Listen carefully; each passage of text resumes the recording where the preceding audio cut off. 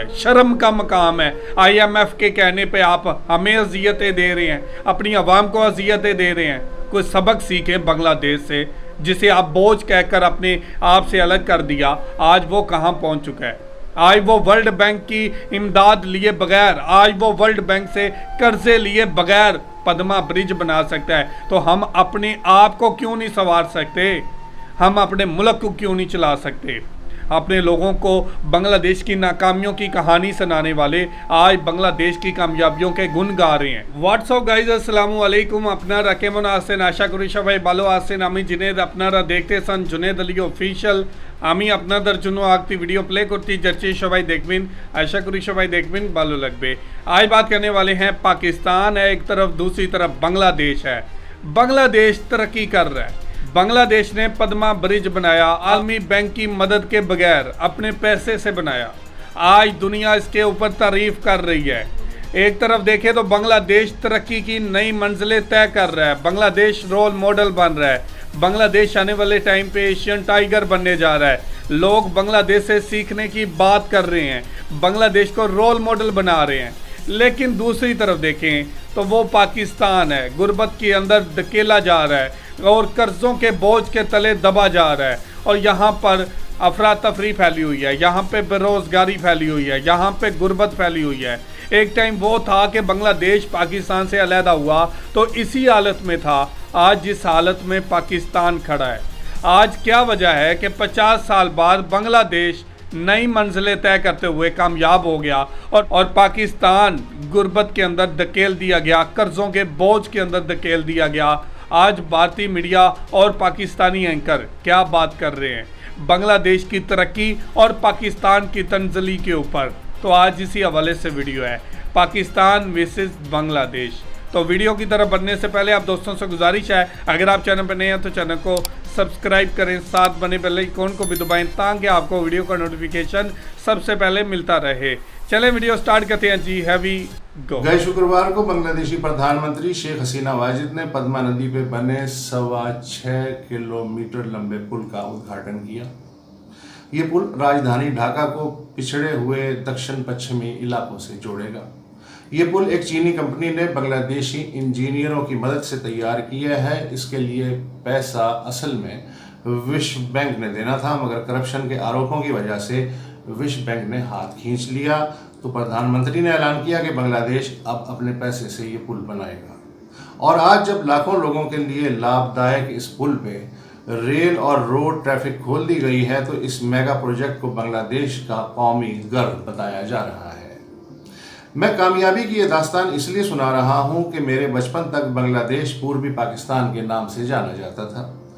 देश के पश्चिमी हिस्से में ये कहानी सुनाई जाती थी कि भूखे बंगालियों को सिवाय अपनी गरीबी पे रोने धोने के कोई काम नहीं और हम ही उन्हें पाल रहे हैं।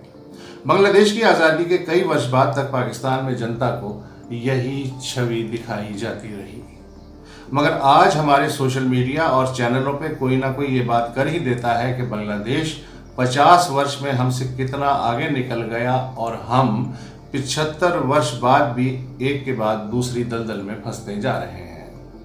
जब पूर्वी पाकिस्तान बांग्लादेश बना तब वहाँ की जनसंख्या 7.5 करोड़ और पश्चिमी पाकिस्तान की आबादी 4.5 करोड़ थी।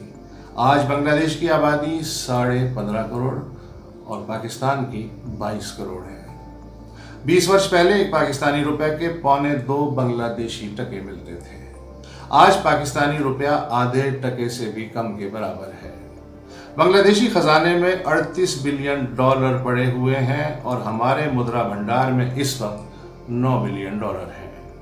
बांग्लादेश को वर्ल्ड बैंक ने नकारा तो उसने अपने पैसे से पद्मा पुल बना के दिखा दिया और हम आज इस बात पे खुशी से फूले नहीं समा रहे कि IMF ने $1 बिलियन कर्जा देने के लिए गर्दन हिला दी है। ये खबर मिलने के बाद चीन ने भी लगभग $2.5 बिलियन का कर्जा दे दिया है और अब सऊदी अरब भी शायद $3 बिलियन पाकिस्तानी बैंकों में डिपॉजिट करवा दे और तेल भी उधार पे मिलता रहे। और जब ये सब हो जाए तो हम भी फख्र से कह सकें कि देखो हमारे मुद्रा भंडार में भी अब लगभग $15 बिलियन आ गए हैं। मगर इस उधारी गर्व के लिए आम व्यक्ति को भारी कीमत चुकाना पड़ रही है। तेल की कीमतों में मुसलसल बढ़ोतरी और डॉलर के सामने रुपए की गिरती हुई साख ने महंगाई का तूफान पैदा कर दिया है। इस वक्त जिसकी पगार 50,000 है वो भी पेट्रोल की कीमत दुगनी होने के बाद अपनी मोटरसाइकिल को किक लगाने से पहले 2 बार सोचता है कि जाऊं या फिर बस में लटक जाऊं।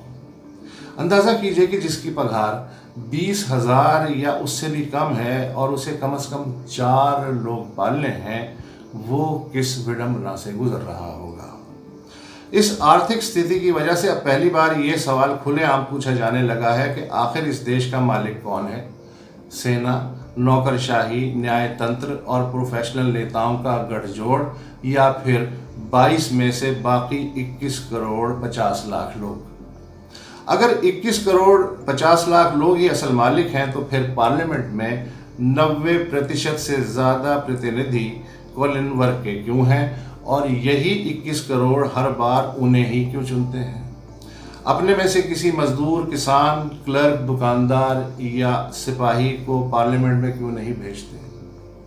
मगर सिस्टम कुछ ऐसा मुश्किल और महंगा बना दिया गया है कि चुनाव की दौड़ में आम आदमी एक दिन भी नहीं टिक सकता और यूं हर बार चुनाव का अपहरण हो जाता है और जो ताकतवर लोग ये चुनाव जीत भी जाते हैं वो अपने से ऊपर वाले मजबूतों और माफियाओं की सहूलतें देने वाले कानून बनाते हैं।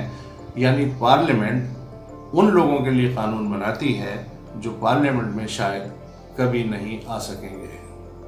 पर क्या करें, अगर ये सब खुल्लम खुल्ला कहा जाए तो कहीं ना कहीं से आवाज़ आ जाती है, देखो ये है लोकतंत्र का दुश्मन बिकाऊ पत्रकार।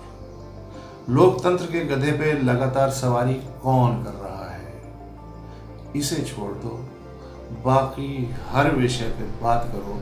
तो जी ये थी वीडियो और आपने वीडियो में देखा कि बांग्लादेश ने बिना कर्ज लिए पद्मा ब्रिज बना दिया, लेकिन हम कर्ज के बिना मुल्क नहीं चला सके।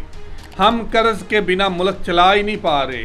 हम खुशी मनाते हैं, हम जश्न मनाते हैं। देखें IMF ने हाँ कर दिया है, हमें कर्ज मिलने जा रहा है। सऊदी अरब हमें कर्ज देने जा रहा है, चाइना हमें कर्ज देने जा रहा है।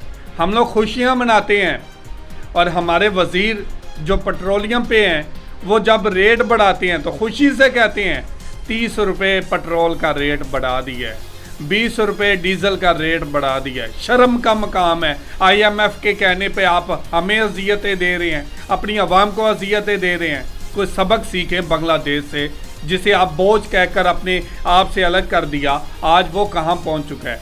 आज वो वर्ल्ड बैंक की इमदाद लिए बगैर, आज वो वर्ल्ड बैंक से कर्जे लिए बगैर पद्मा ब्रिज बना सकता है। तो हम अपने आप को क्यों नहीं संवार सकते, हम अपने मुल्क को क्यों नहीं चला सकते। आज बांग्लादेश के बैंकों के अंदर इतनी दौलत मौजूद है कि वो अपने लोगों को पाल सकें, अपने फैसले खुद कर सकें। उन लोगों ने इतने कर्ज नहीं लिए कि किसी की गुलामी करें। और आज हमारा मुल्क है कि वो कभी अमेरिका की गुलामी कर रहा है, कभी वर्ल्ड बैंक की गुलामी कर रहा है, कभी सऊदी अरब के आगे जाके भीख मांग रहा है, कभी चाइना के आगे जाके भीख मांग रहा है। लेकिन ये हमारी बदकिस्मती समझे, क्योंकि हमें नुमाइंदे ही ऐसे नहीं मिले। हमारे ऊपर तो वही शाही जो एक कबीला है वो ही हुकूमत कर रहा है। वही शाही कबीला बार बार हमारे ऊपर आता है, हुकूमत करता है।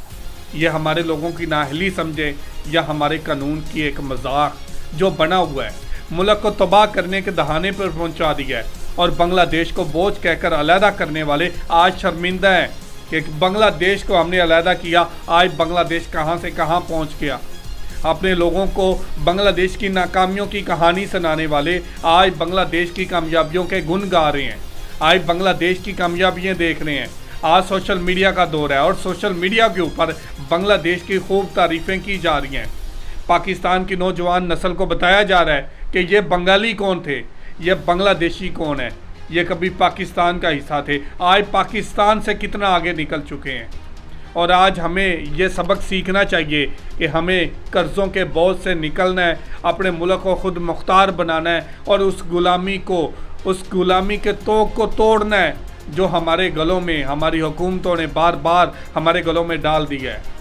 और आज हमें अपने फ़ैसले करने के लिए ये ज़रूरी है कि गैर मुल्की कर्जे के बिना पाकिस्तान को आगे चलाया जाए। और हमारी हुकूमत को अब ये अक्ल आ जानी चाहिए कि कब तक हम कर्ज के ऊपर मुल्क को चलाएंगे। एक टाइम वो ना आ जाए कि हमें कर्ज़ों के बदले में अपना मुल्क ही किसी और हुकूमत को देना पड़ जाए। अगर ये मुल्क नहीं होगा तो आपकी हुकूमतें कहाँ होंगी। तो ये थी आज की वीडियो। आप इस वीडियो के बारे में क्या कहना चाहते हैं ज़रूर कमेंट करके हमें बताइएगा। बहुत शुक्रिया।